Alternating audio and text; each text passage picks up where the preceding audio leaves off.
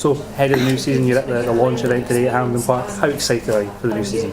I'm excited for it. It's been a good pre-season, and it's just where me and the rest of the girls at Celtic were just eager to get the season kicked off.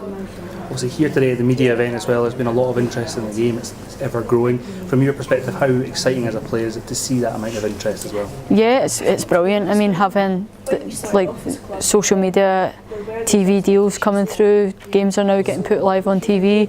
I think it's excellent for the game, and I think for going forward for the younger players, it gives them that sort of ambition that they actually can be a footballer now. It's not just a hobby anymore.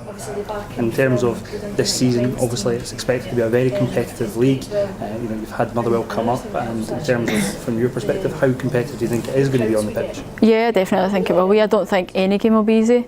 I think in previous seasons, having played in the league, some games were a given that you were going to get the points, but definitely this season going forward, I don't think you can take any game for granted. I think there'll be points dropped all over the place, and sometimes in unexpected games. Since the reconstruction of the league in 2016, Celtic have finished third in every season there.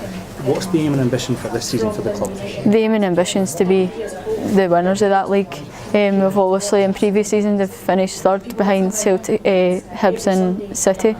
However, they've lost players this year, so I think that can only give us another boost to say, no, do you know what, we can go and win it.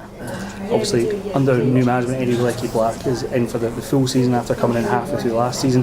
How good is that to have someone who's got such a high calibre within the women's game? Yeah, it's fantastic. It's fantastic for Celtic as well. He's obviously made steps in the half season that he was there, but now that he's got a full pre-season, he's got us playing the way he wants us to play, and we're starting to gel as a squad, and we're starting to play the way we should be playing.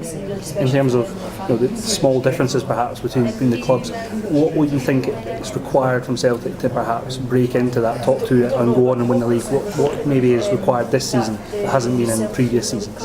I think in previous seasons there's always been that talent. They've always had the players that could potentially win it. I think it's what we do with mentality though. I think this season we're trying to focus on a strong winning mentality, so that when those games do get tight or we are 1-0 down, that we don't just throw the towel in, and we learn how to overcome them and come out as winners.